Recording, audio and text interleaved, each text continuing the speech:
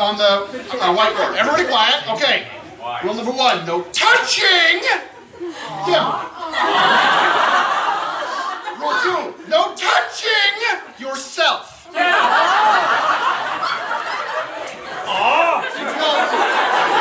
There's an 18+ panel tonight. There's no touching there either, by the way. Well. Rule 3, no, you're going to be touching other people, but try not to use your hands or your genitals. Right.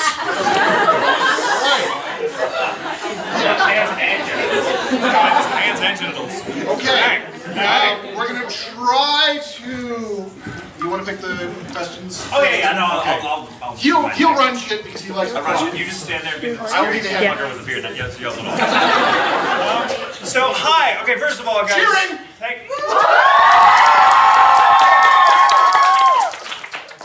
This is weird. This is really, really weird. I kind of feel like we're all stuck in an elevator together. Which has happened, by the way. Sure about that. I work for a security company. Oh, so you've been there. You know. I ride con elevators all the time. Everyone gets stuck on every floor. So let me explain. Kind of. This is just Q&A. I'm so sorry all of you were standing up, unless you're lucky enough to be on a table, which will be more uncomfortable before it's all over and done with. But I'm standing up too, so at least we're in this together. This is a Q&A, so this is your chance to ask me pretty much anything you want, so long as you keep it relatively family friendly. Relatively family friendly. There are people. Who's the youngest person here? Is anybody here 14 or younger? Yeah. Okay, thank you. Next question. You don't use your hands or genitals. 14. You can, however, draw pictures. Kidding. Kidding. Okay. Are you okay? Everyone's standing up. All right. She's very excited up here. I'm worried for her. So a couple of rules that I like to do just to keep Q&A. I've done a lot of Q&As, so to keep it fresh and funky and new, I get asked a lot of the same questions a lot of the times, and many of you have stalked me on Facebook and YouTube, and you know what those questions are, and you know who you are. So my first rule of thumb is if you have seen me answer the question you want to ask somewhere else, don't ask that question. I swear to God, the answer hasn't changed, unless it's what day is it? Then that one. Otherwise, I feel like you're fact-checking me, like, well, that's not what you said in August 2014. At this particular comment. Like, who are you people? I prefer my past to be multiple choice, so I make shit up all the time. Acting. Also, I get asked the favorites questions all the time. What's your favorite, character? What's your favorite show? What's your favorite color? Your favorite doctor? Your favorite position? All that. I'm in standing up in line. Lines out of the gutter. The favorites game, I'm a very anxiety-ridden personality, so when asked to rank my experience of the world, I'm like, that! I would be so dead on a desert island. Because especially with the favorites characters thing, everyone's like, who's your favorite character? And it's a good question. I mean, I'm sure you all have your favorites, and I've met a lot of them myself, so I'm like, but I feel like they all become a sort of crazy part of my head. I'm a little nuts, you understand. So when I played a character, they become thereafter kind of a permanent feature of my psyche. So if I were to choose a favorite character, just to answer the question, I would, great, awesome, thank you for answering that question. I would be in my hotel room later tonight with 100 characters in my head going, you're a bastard. So please don't put me through that, it's not pretty. Other than that, everything is pretty much open. Obviously, because of how cramped we are, let's just stay in place. So no hugging, no hugging me. No like, hey, can you, please, God, don't put me on the phone with anybody. Be like, hey, can you call my best friend's cousin's roommate and marry them in Sebastian's voice? No! Screw them, they should be here. So no phone calls. Autographs, not the time. We'll do autographs at 1:30 this afternoon. It's a nice, long autograph signing session, so we'll be sure to get everybody who waits. I promise you guys that. One way or another, we'll get everybody. Even if it's me like Ruby rotting that shit and just walking out.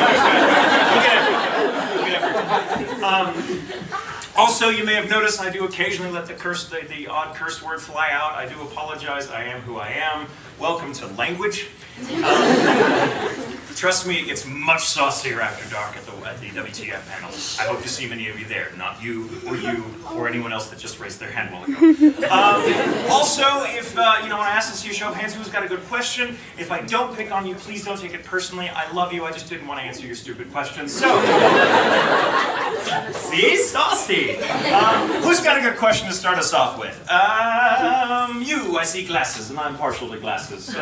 Okay, it's actually a question from a friend. She said, could you ask, have you ever cosplayed as Julius Kresnik from Tales of Xillia 2? No. Next question. That is one of the characters I would like to cosplay. I feel like I get away with it because he looks remotely like me. Just a little hair dye and a really cool, outfitter. I could do it. You, darling. What's your special word for special feelers? My what? What's your special word for special feelers? My special word for special Feelers. What? Feelers? What does that mean? Is there a meme that's gotten away from me? Like, what is it? Okay, explain. Okay, so in Hitalia season 5, in the Oh, I was so drunk when we recorded that. Jamie Markey was like, you just ask him what his special word for special feelers is, and I was like, I'm doing that. Oh, Jamie Markey made you ask me that question? Damn it, Jamie. I'm gonna text her later and be like, why are you doing this to me? My special word for special feelers. I don't know. I'll have to think of something. Who's got a good word? A good special word for special feelers? Feelers. Feelers. Feelers it is. Or as we say in France, feels. I was in Montreal, recently, about a year or so ago, and I love it. It's a beautiful place, but I don't know how you feel about French Canada. All I can say is, in America, I get asked to do the French accent all the time. People come up to me, oh my God, do the French laugh. Oh my God, do the French laugh. Oh my God, do the French laugh. And I'm like, Everyone laughs and I'll hang out.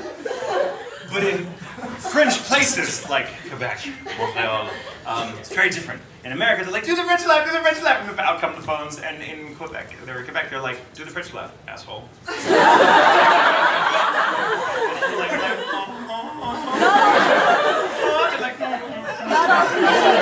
I'm Parisian. I'm like, thank God. There's so much, yeah.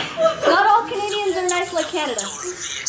Not all Canadians. Please, give me a break. This is like my 8th Canadian con. You're all ridiculously, disgustingly nice. You wear your nice exteriors, they mask a darker, even nicer interior. You're like, sorry, like, I gave up my chair to someone recently here, and they were like, oh, I'm so sorry. I'm like, no,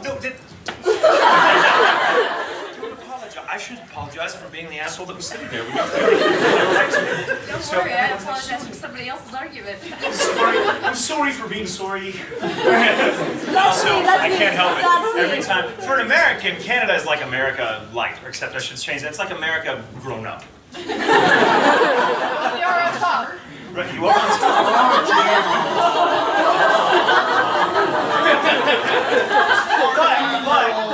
But I will say, there's like 800 feet of snow out by. It's like 1,000 degrees below zero, and you live here.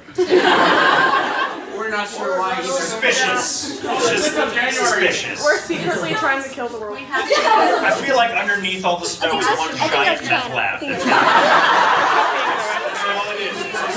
It's your cover story. Who would possibly live here? You know our secret, you can't leave. In America, we're shit at chemistry, so. Alright, so thank you for coming. You have something for me? Oh, fan art. What's fan art? Oh, it's friends in the blue Snuggie. Yeah. You can have that? No, it's to separate the colors so the colors don't get mixed up. Oh, do the colors bleed? Oh, we should have watched this on cold. Thank you, everyone. Look at how fun. My name's Sydney Bateman. It's on the... Sydney, oh, my name's Sydney, you asshole. It's right there. Thank you, Sydney. Thank you. I will treasure this always. I love that you're wearing a blue Snuggie. That's fandom. That's fandom. That's stalker status. But you're an Italian fan, so shocking. News for everybody: Snuggies don't change color. I tried. Snuggie too. I love it. Can we all just for a moment talk about the whole Snuggie enterprise thing? Someone goes, I have the best idea. It's the $1 million idea. We're going to be able to retire. Empires have been built on less. What? We're going to turn a coat backwards. Yeah, we're going to turn a coat backwards and people will buy it. And I'm like, ha, ridiculous. And then I had to contractually wear one. You. Could you please take an audience suggestion and do an improv phone call in Hoenkioma regarding that topic? The Snuggie? Suggested Oh, by... Jesus, I'm an actor. I don't do improv. I don't know. Oh, wait, okay. Anyone here fans of Steins Gate? I know you love Steins Gate. Ah, there's like 5 of you. One of you. I guess 5 of you. The rest of you suck. Okay, 6. I counted 6. Okay, who here has seen Steins Gate?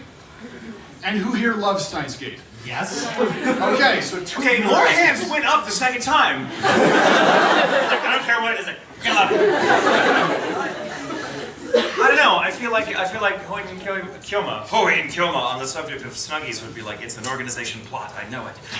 They want everyone to wear their coats backwards because it's easier to yank them by the neck. Those bastards. Well, I'm going to make it my life's mission to go through and find every Snuggie wearer and turn them the right way.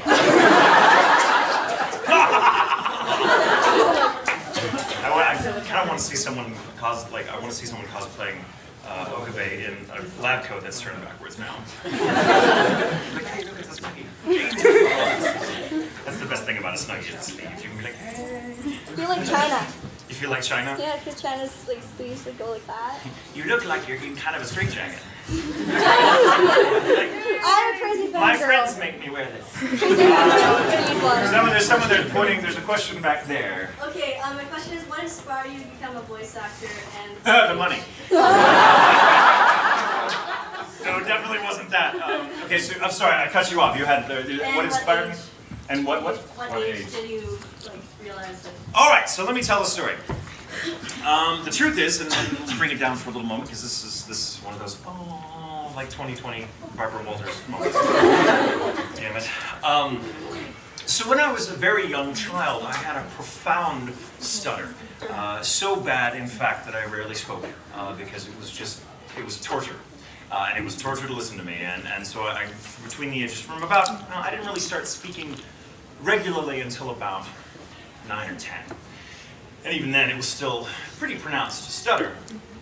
It was so bad that I used to walk around with a little pen and pad to write stuff down because it was easier than trying to get it out vocally. And so I know I've been making up for lost time.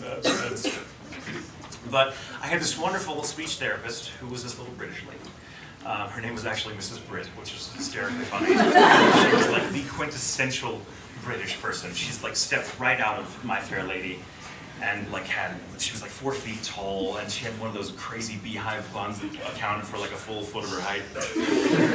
She was like hewn from granite.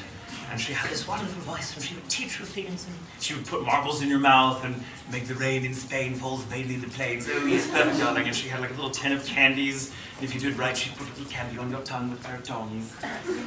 It's really strange now that I think about it. But she had ties to the theater and the music, and that was her love. She was a diction coach, among other things. And we found that my stutter tended to disappear if I could read from something or if I had memorized something to recite. So she thought, well, you've got, I had a set of lungs on me. There was no doubt of that. So once I learned how to enunciate and how to sort of better command my voice, I decided at her sort of urging to go on stage as a little kid. So I did a lot of stage work as a kid. And it was weird. I was, talking to people one-on-one was far more nerve-wracking. But being on stage in front of a bunch of strangers playing a character, I was completely at home. I never really suffered from stage fright very badly when it came to doing performance. And so I loved it. So theater and acting, very literally, in fact, helped me find my voice. And so I stuck with it for a long time. And from about the ages of 10 on well into my high school years, and into college, I was very involved in the theater. I loved it. I've played a lot of crazy characters. I've done a lot of Shakespeare, done some Moliere, lots of cool stuff. A little musical theater here and there. Nothing. I'm not very musical. I'm not a singer, but I can hold my own in a chorus. But then the time came, as we all know, that you hit about 19 and you're like, oh, now I have to decide what I want to do with my life. And the push is always, well, do something practical, do something that's gonna, ensure that you can pay the bills and, have a car and a place to live and all this. And acting just didn't have that appeal to me. It had served its purpose, I thought. And I'm like, well, it's great, but it's not. It takes a very crazy or courageous person to be an actor, professionally, and I didn't feel like I quite could cut mustard. So I decided on following a whole different career path. And I was actually in marketing, which was a miserable job for me. I wasn't cut out for it. I worked with marvelous people who were wonderfully patient and encouraging, but it just wasn't fulfilling creatively. And I guess deep down, I've always been a creative person. I've always either been playing piano or drawing or writing or acting or just making shit up. So I kind of felt like I wasn't really in my context for much of my 20s when I was working a quote-unquote real job. And just so happened, and I didn't even think of myself as an actor anymore at that point. It was something I had done long ago and thought fondly of, but that's it. It was a dream I had long ago put to bed in favor of being a responsible adult, which is a bunch of shit. So overrated, being a responsible adult. So I had a friend who worked at FUNimation, the Dragon Ball folks, and I knew their work, and I've been friend with this guy named Chris Bevins for some years. He worked for them as a director and an engineer and a writer, sometime actor himself, and we were comic book nerds together. I'm a big comic book nerd as well, so he would spend many nights passed out on my couch with his, my cat on his face after a very loud and long argument about who would win in a fight, Batman or Iron Man. Iron Man. And one day, after knowing him for several years, he just said, hey, so I understand you have an acting background, and I'm trying to cast this show called Samurai 7, which you may be aware of. The film is based off. Yeah. And he's telling me that the film it's inspired by the film that it's based on is Seven Samurai by Akira Kurosawa, which is one of my all-time favorite films. And so I'm like, oh my god, that's really cool. He's like, well, I want you to come and audition for this one part because I'm just, none of the usual suspects are really working, and yeah, I think I can work with your voice. And I'm like, oh my god, are you serious? Oh my god, no. Because the idea of acting again after it having been so many years, and also that I had all my experience was stage, and this was all booth recording, mic technique, which I had none. And I'm like, no, you're very sweet to ask, but it'll be a waste of time. So thank you, but no thank you. And I in my heart I was like, oh, it would be kind of cool to be an actor again. But no, back to work. The next day he calls me again, Bevins. And Bevins is not the sort of guy to take no for an answer, as I was to learn. So he calls me the next day and says, hey, so I'm working on this show called Samurai 7, and I wonder if you'd like to watch it. I'm like, did I dream this yesterday? I swear to God, he called me. And he proceeded to act every day, and I, again, would turn him down, and he would always be like, come on, just come in. And it was like, I would find the dumbest excuses for not coming in. Like, oh, no, I can't, I'd love to, but I have to strain cabbage tonight, or I've got to change my oil myself. So finally, but Bevins gets, as I was to learn, goes from nice to like mafioso scary in about a week of hearing no.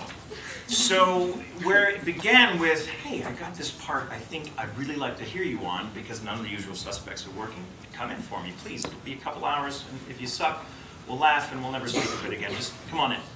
It went from that to, if you don't come in, I'm going to break your goddamn kneecaps. I'm on a deadline here. I'm holding out for you, Tatum. I'm holding out for you. I'm like, I don't like this pressure. I really don't like this pressure. So I finally decided, all right, well, I'm going to come in.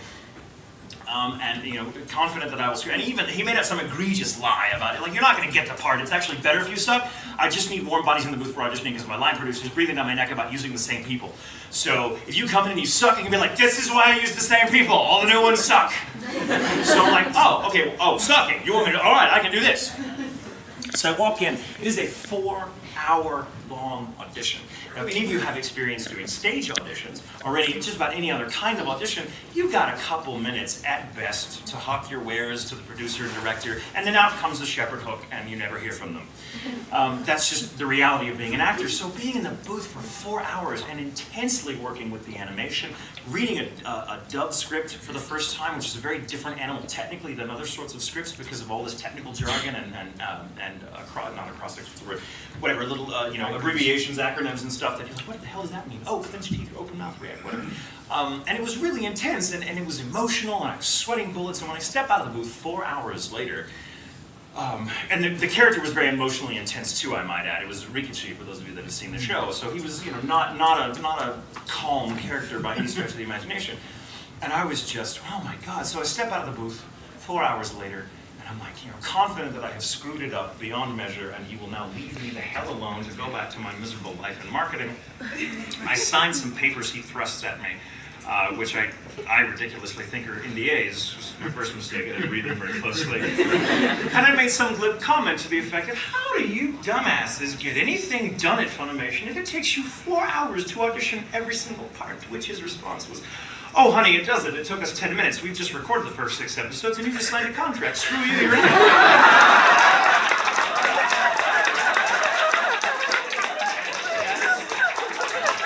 That's how I became an actor. True story. Christopher Bevins is responsible for unleashing me upon the world. You, darling. Have you ever pulled a prank or been pulled on a prank?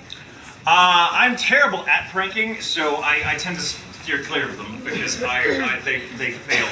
They end up just coming back to bite me in the ass. The best prank anyone's ever pulled on me was Brina Palencia, CL, from Black Butler, and Holo from Spice and Wolf. We've started opposite each other many times. She's a very close friend. Her brother was my first engineer. He works up at FUNimation as well as like one of their engineers, and he was my first engineer on a show that I worked on as a director. So the Palencia family and me, have a history. She broke into my house one evening and rearranged my furniture. Now, the short version of the story is that I came home with my then partner. We shared a house, and we'd been out all evening for a lovely meal. We come in, and I'm like, the door is unlocked. The lock that you can lock on the inside and close is locked, but the bolt, which you can only get with a key, is not. And I remember locking, open the door, and my house, it's been creepy crawled. Like everything is like feng shui now. Nothing is stolen. Brina doesn't need to steal anything from me, except peace of mind. And there was furniture everywhere, books out. Lived in. There was a note. There was a $5 bill on the couch with a note pinned to it or taped to it that said, "We had fun, thanks." And I'm thinking, okay, someone's pranked me. Clearly, I don't know who it is yet, but I'll find them. And I was okay with everything until I opened their freezer. Like an hour later to get something, and there in the freezer is my favorite brand of ice cream, a pint of my favorite flavor of ice cream, with my name written on it. And I might add, like, psychotic, like, Phantom of the Opera. Going like, oh my god, they found me, oh my god. It's like Todd Brown from Back to the Libyans! So, I called the police, and that was the weirdest conversation I've ever had with another human being. This poor police officer comes up, and he's like, now, what do you think, pal? And I'm like, you don't understand, I'm kind of a big deal. Okay, you wouldn't know who I was, but you have a daughter? No, damn it. Okay, look, the thing is, there may be one, and he's like just being so but they didn't take anything, they didn't break anything, and I'm looking around going, and they did a nice job. I'm not gonna keep it like this, but that's not the point, there's a goddamn clown in the back room with an axe waiting to kill me when I go to bed tonight, sir. I need your help. So he fills, like, very reluctantly fills out the police report, and then later I get a call from Brina, who had called me originally, or I had called her because my first thing was like, it has to be Brina. But Brina is a consummate actress, you understand. So when I was like, Brina, you did this. She's like, no, what are you talking about? I couldn't, and she convinced me that she couldn't. And I was like, oh, so her idea was to just kind of, let me sweat it out for half an hour, and then call me back. She fell asleep. 4, 5, 6 hours later, she calls me back, but this time I'm frantic. I am just Woody Allen in my house. Oh my God, I'm gonna die, I'm gonna die. I can't sleep anymore. We're moving. And she calls me up, and her version of the story is she's like, hey, it was me, ha ha ha. Not true. She calls me up, and her first words are, Tatum, okay, so the people that broke in your house, did they leave stuff for you in your fridge? I'm like, yes, oh my God, there was like ice cream, a pint of ice cream with my name on it. She's like, oh my God, someone's gotten me. And I'm like, oh my God, it's a crazy Black Butler fan, we're all gonna die. And I'm like, oh my God, okay, we gotta call Jeremy, everyone that's in the cast right now, make sure they're okay. She's like, dumbass, it was me.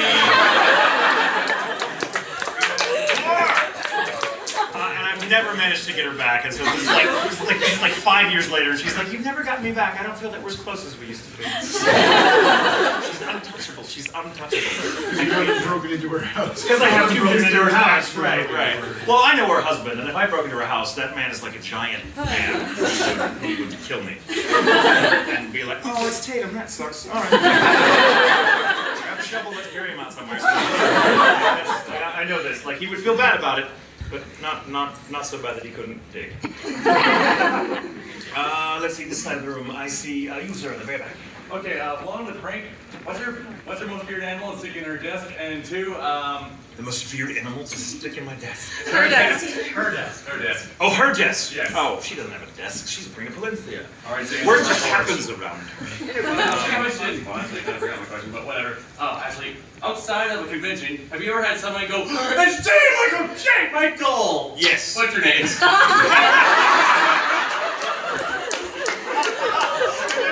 J. Michael, what's your name? Frequently. I have been recognized in public places before that aren't conventions, which is kind of weird. When I'm at a convention, you know, I'm here for the purpose, and I've got that vibe going, just like all of you do. So I'm like, hey, how's it going? In public, my first reaction is to be like, shit. You'll never understand how weird it is. Like the one time it happened, like a couple of years ago now, I was just walking around a mall in my hometown. Just, you know, I had a Starbucks cup in my hand, my hair looked like shit, and I'm just like, just having a day in the real world, buying some clothes. And this kid, I hear that this group of kids, and I hear one of them go, oh my God, J. Michael Tatum. I'm like, I freeze. I don't move. Vision is based on movement. People like, I swear, I just saw him, guys. I saw him. You know. Comes over, really nice kid. You know, they apparently, you know, he'd gone to the local was going to local high school and was like, he and his friends were like part of this anime club, so they knew who I was. And so they all wanted pictures. And I'm like, yeah, sure. You know, get my hair to behave. And so I got these pictures of me that looked like they just woke me up or something. But while that's happening, you know, they're all very nice. The weird part is all the other people that have no idea who I am going, what is that weird grown man doing with all those teenagers? Why is he taking pictures? Why do they want to touch him? What's going on? I'm like, they think I'm Ben Affleck. I don't know. So it gets a little weird. I did have, just on the flight on the way over, we kind of made friends with the flight attendant because she was sassy. And the drinks were free. So she starts talking and she's like, so what do you do? And I explained to her what we were coming to do, and she's like, oh, that's cool. And she's like, oh, anime. Well, okay, my best friend's little girl is really into that stuff. Would she know me? I'm like, how old is she? 17, she knows me.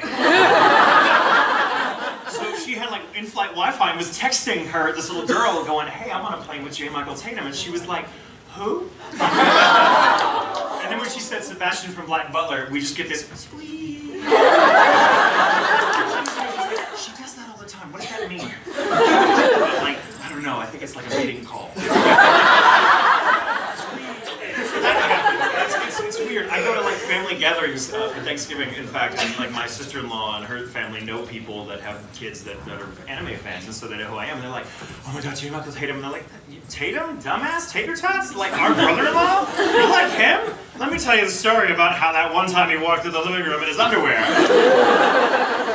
So it's weird being recognized in public, but I mean, you never get used to it, ever. And I hope never to get used to it, because I think you have to be really cynical to be like, oh God, here comes another one. How could I possibly? So, but yes, frequently. Okay, you met him with the bandana. I have common 2 questions. First off, you are a lot taller than you appear in YouTube videos.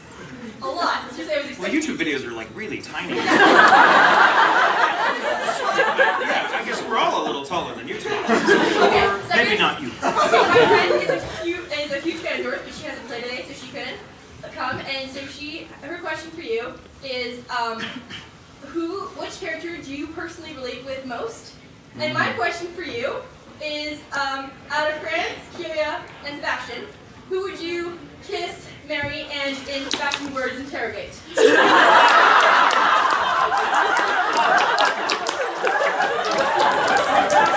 have I done?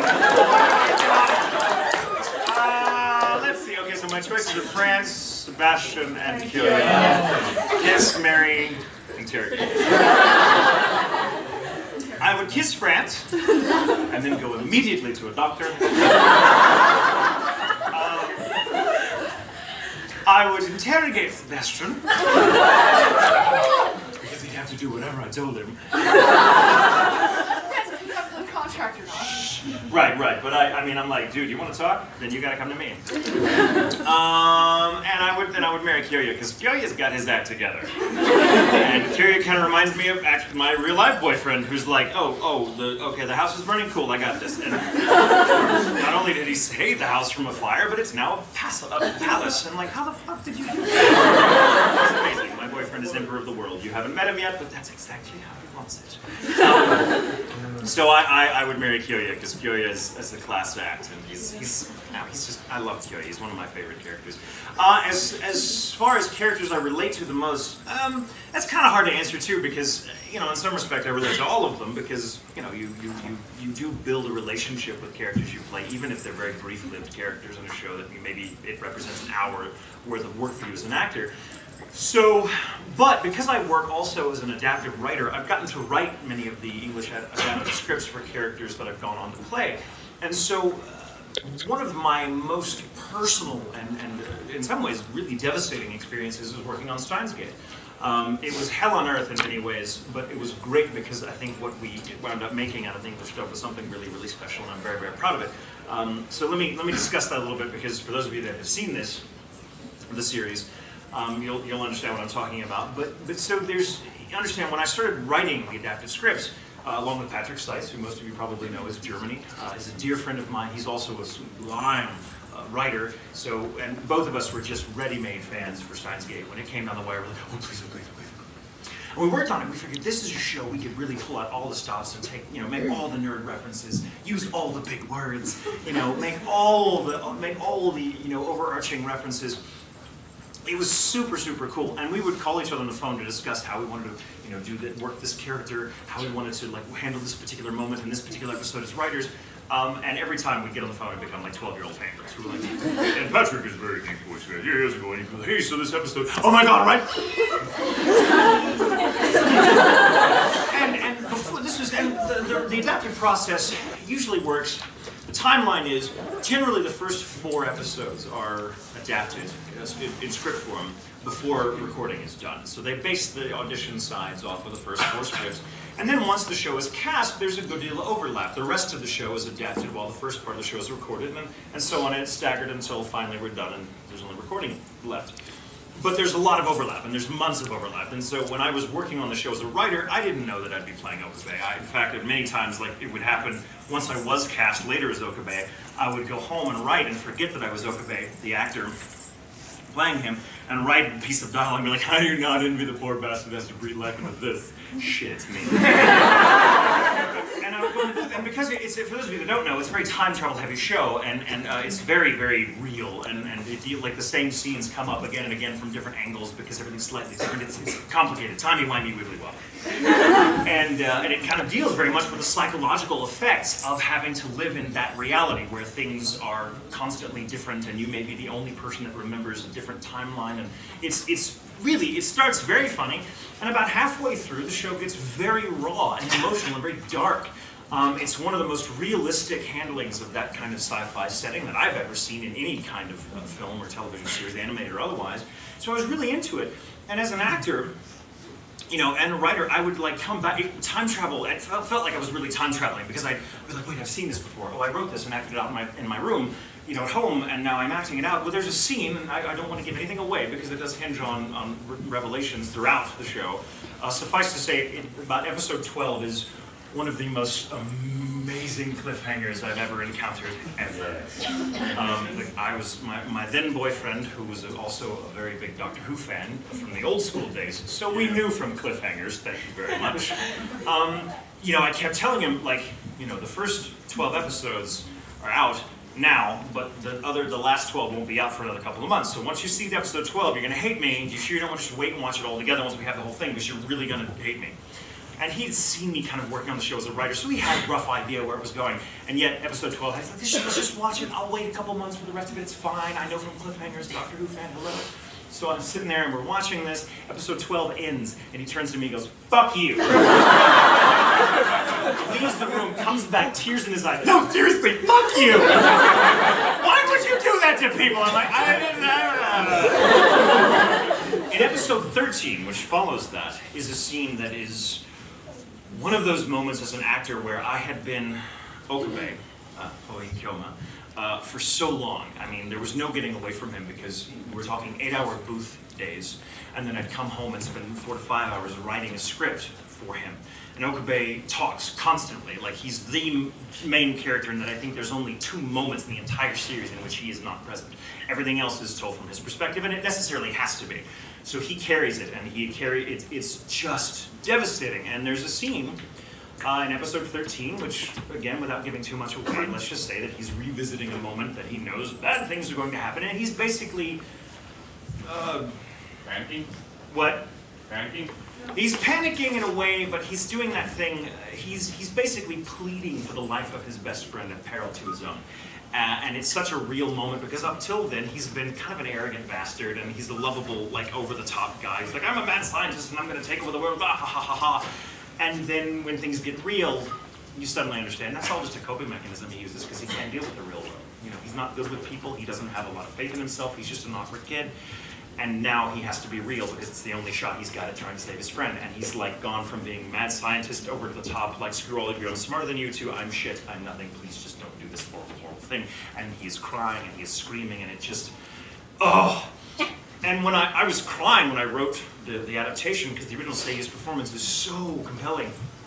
And then when I had to record it a few weeks later, I just had this moment in the booth where I had not been able to get that necessary emotional distance from the character because I was constantly writing or playing him, day after day, week after week. So we're in the scene and it just takes over. And that very crucial line you have to have as an actor between the character you're playing and your sense of identity, bless you, suddenly just was obliterated. And I became him in this weird way, and I started crying and screaming, and I couldn't stop. And Colleen Clinkenbeard, my dear friend, who's the show's wonderful director, said, "You need to step out for a few moments and splash some water in your face because this is getting too real for you, and I've never seen you like this. We've worked together for years, and this is we want Michael." And I'm like, so I come out and I splash some water on my face and drink some water and walk around the building for a little bit, and people are looking at me like, "Okay." I'm just, and finally ready to go back in the booth and record all that scene again, and I'm like, okay, let's just get it the hell over with because I can't do another one of these. And I walk in and she's like, "Good news, everything you did worked. So if you're okay with everyone knowing exactly what you sound like having a mental breakdown, we're using it." I'm like, "Use it, please, I don't want to do it again." So, if you want to hear J. Michael Tatum have an absolute mental breakdown in the booth, episode 13, in the backseat of that car is real to me. An amazing scene, one of the best scenes I've seen in acting. Thank you. I can't watch it anymore. Every time it's not like leaving the room now. It's like over. So, thank you.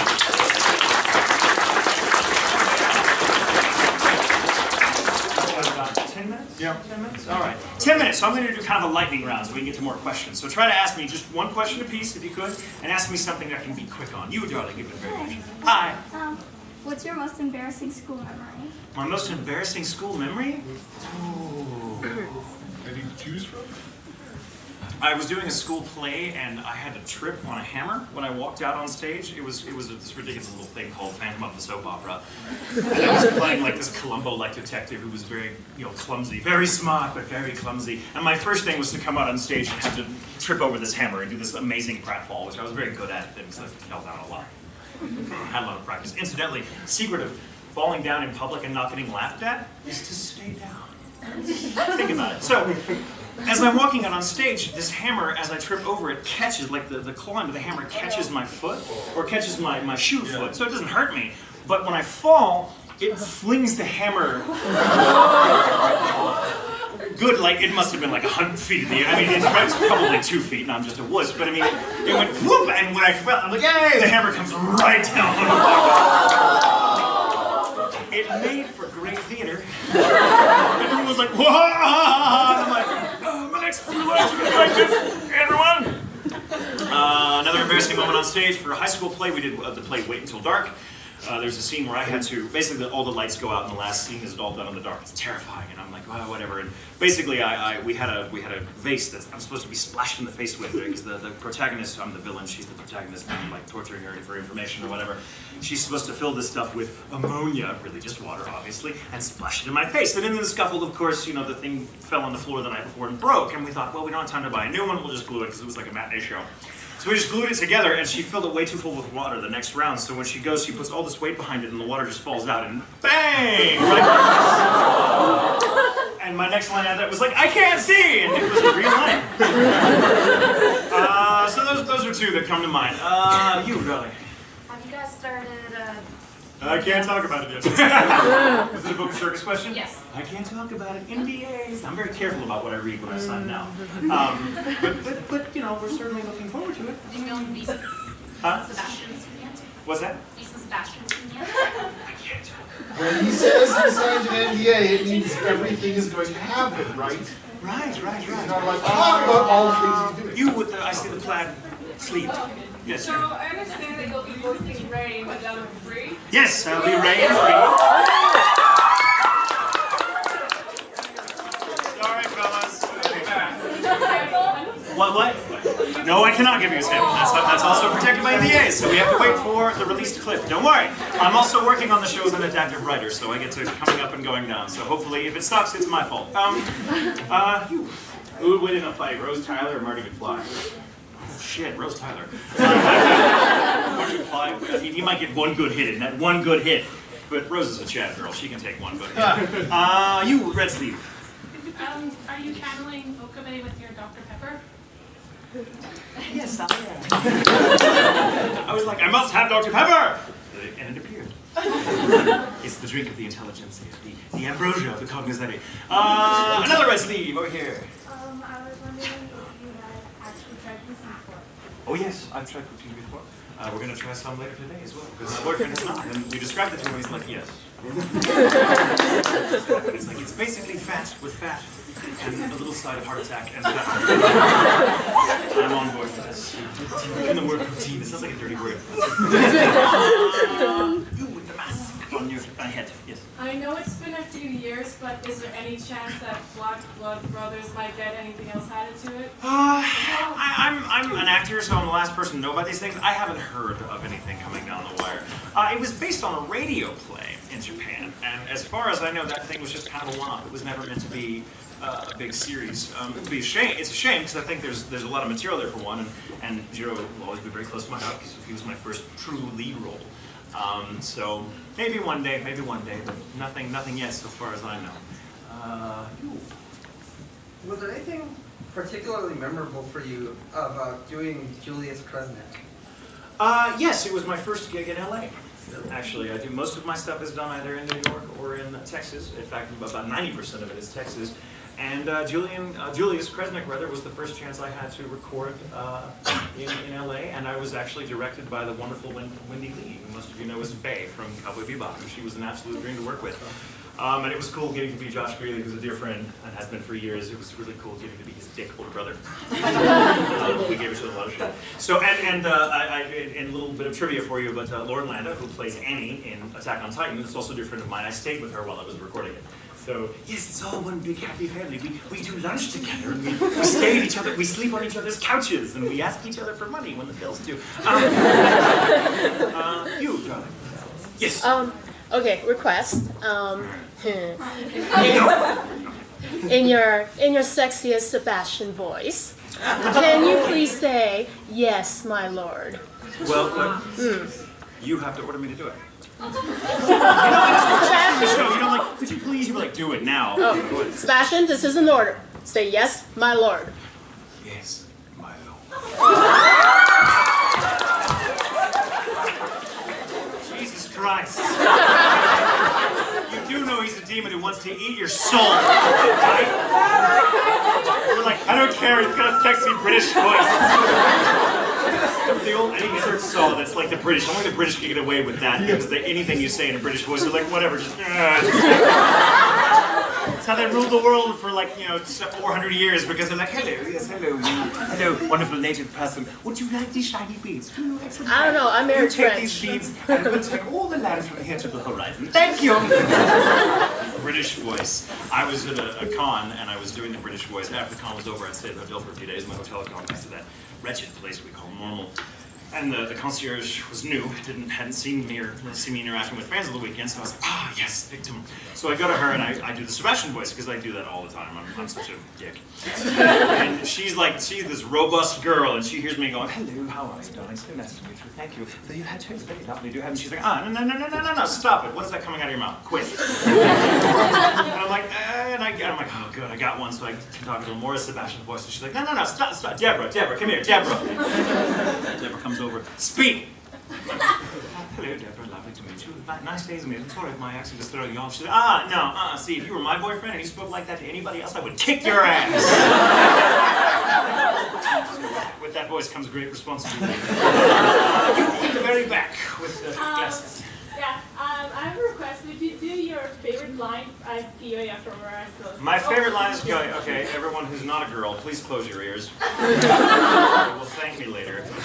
My favorite Killia line is the line, well, you can always pay me with your body.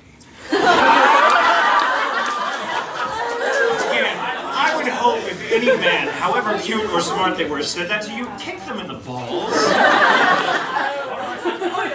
Hashtag yes, all women. Okay, let's see, what time we got? We got a few minutes left. Few minutes, oh good. Hey, this lightning round stuff really works. Yep. All right, you, there, with the glasses and the tie, yes. Okay, have you ever watched 50% Off? Yes. Should I? Yes. All right. Yes. Is it not, well, it was a parody of Free. Yeah. Okay, I'll have to watch it then. I am very much steeped in Free right now, so awesome. Thank you for the recommendation. You got it with the Lacey. Okay. Can I give you like a dare? Oh, no. You can give it to me, I may not do it. What's the dare? Like, every CL you see today, can you like run up to them and do your Sebastian voice, like the sexiest Sebastian voice you can? I love how you say sexy Sebastian. Yeah, I did that anyway. You don't have to dare me. I'm at a con. I'm like, hey, how are you? And they go,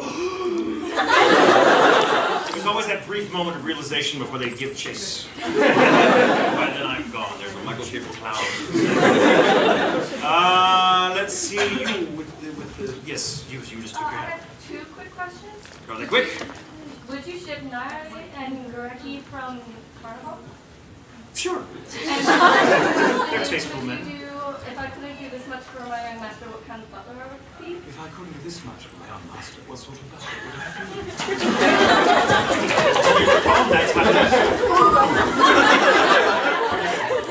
If France got loose in around FUNimation, what do you think would happen? Pangea. All right. Last question, because then we're going to go get poutine. Yes. Last question. You, sir, put it back to the camera. I'm going to regret this. I know. Yes, sir. How were you playing Scar from Brotherhood? True story about me taking up the mantle of Scar. Of course, I was a big fan of the original series, but it wrapped just before I became a voice actor, so I didn't get to be part of it. However, I was like Soldier A or something in The Conqueror of Shambhala, and I was like, that was a red letter day for me as a voice actor. Like, I could be more of this scratch, like, holy shit. And then 5 years later, Mike McFarlane, who by then was a close friend, said, hey, so Amy and Clark can't reprise the role. Brotherhood's coming down the wire. Why don't we try you out as Scar? And I'm like, so somewhere at FUNimation is a recording of me doing Scar's very first line, and I will do it for you if you'll bear with me for a moment. Somewhere at FUNimation is the following. All foolish alchemists who turn their backs on the ways of God shall be punished. Followed by, thank you all for coming.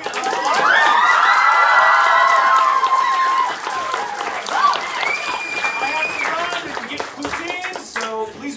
luck. Everyone be safe, stay warm. I will see you with the autographs at 1:30, all right? I have to run. Exit slowly.